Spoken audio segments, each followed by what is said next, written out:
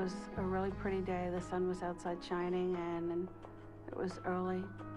We were just not anticipating a bank robbery in progress call. It'd be at the end of the phone line. I was getting ready to go out of town and had to run into the bank, and there were 2 doors to this bank. And as I walked into one door, I saw a man walk into the other door with a mask and a gun and tell everybody to get down, and I just turned around and walked out. Got on the phone and called 911. Hi, you think the bank's being robbed? The B&A robbed a man with a thing over his head and a gun jumped over the counter. And I remember Jean Marie kind of repeating almost verbatim what the witness was telling her.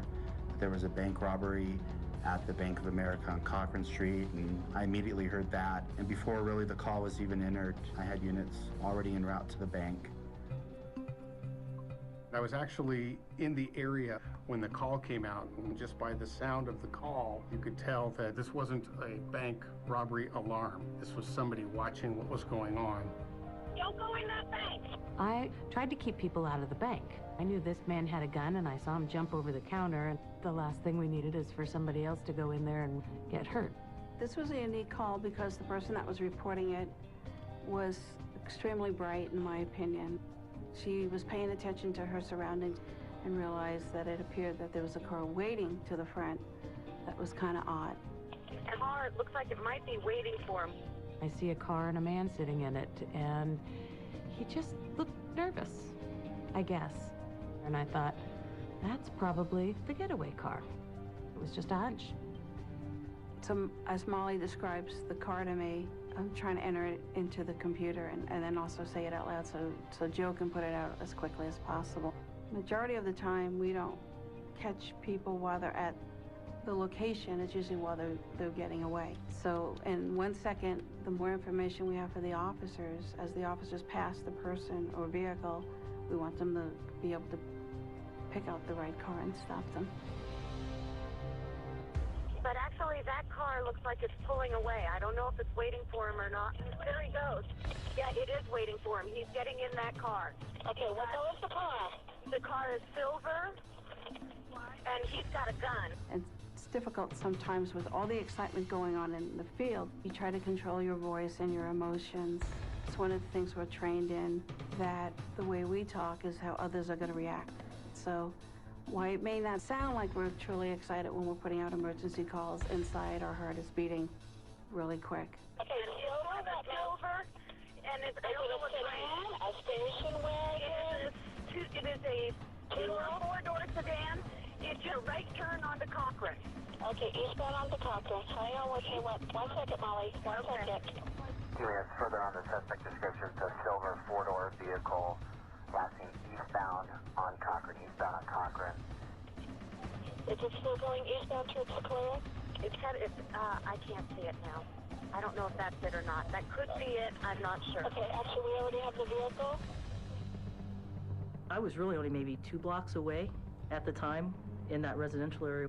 And I'm driving up the street, and this car comes around the corner, and I saw the people in it they described in the car.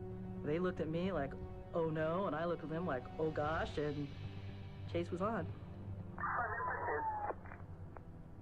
All 24 is in pursuit, westbound racing. 324, standing by, Sycamore Racing. Being about a quarter-mile back, I'm trying to catch up to be the second unit in the pursuit. As they were headed northbound, I was southbound 1 street east of them. They decided they weren't going to be able to get away in the car, so they actually crashed the car. They ran into a big mailbox. They jumped out and jumped over the fence. They're going eastbound, trying to go west. They're going to go through the backyard. Within seconds, I see them come over a wall from a backyard out onto a driveway right in front of where I was driving, headed to back her up. I stopped my car, and they immediately turned, and they headed back in the direction they came. They headed back west. Our field sergeant immediately started setting up a perimeter and locking down the neighborhood. Motor unit, set up on the corner down there and start a south perimeter. Within minutes, we had the entire block surrounded with police cars. 26 is assigned to Sycamore between Racine and Niles. 24 is at Racine and Lindale. 25 is at Niles and Sycamore. St. 10 is at Niles and Sebring. And Mary 24 and David 36 are at Niles and Lindell.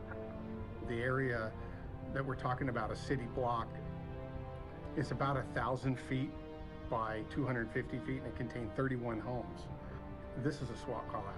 We need to get the SWAT team in here to start a tactical yard-to-yard search.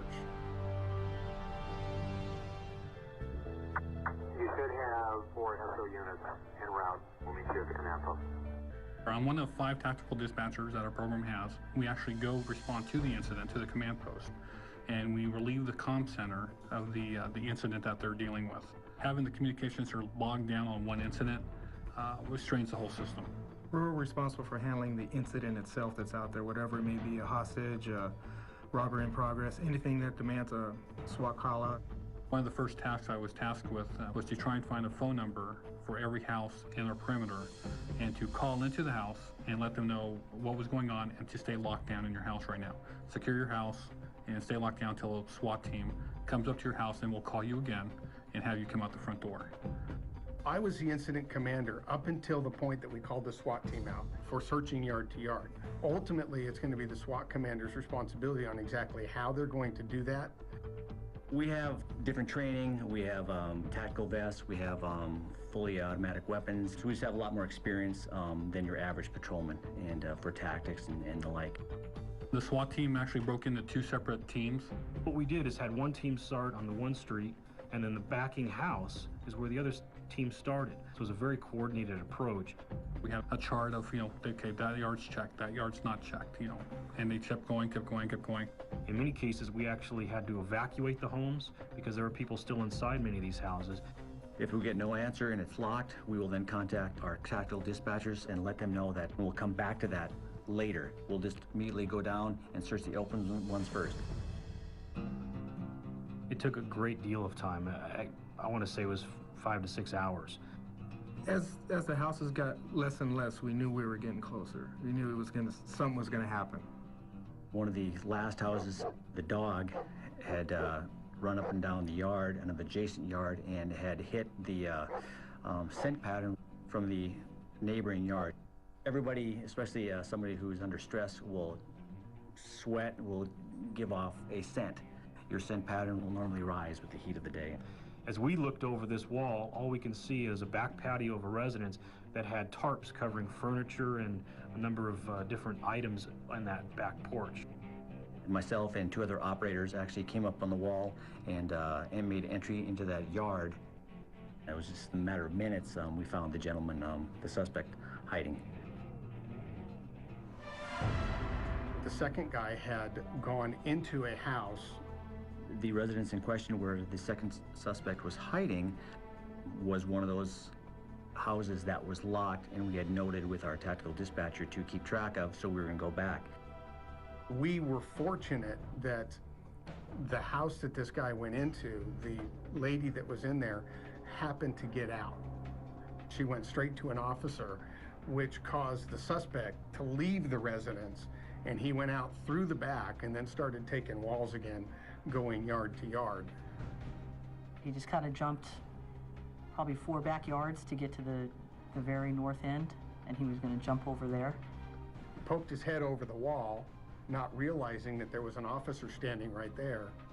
Our efforts to set a good, tight containment on that neighborhood worked when he was seen doing that, and then officers were able to move right in and take him into custody without any further incident. We never would have caught these guys if that lady hadn't called. I can't speak highly enough about how important it is for people to pick that phone up and make that phone call. The citizen that made the initial call really put themselves at great risk because they never know what these individuals that are committing the crimes are willing to do to carry out that crime. The people that live in our city are willing to say, not in my neighborhood, not in my town. There's right and there's wrong. And you do the right thing in a time when somebody needs to step up and do the right thing. It's just the way it is. It's one of those calls that you're proud to be part of.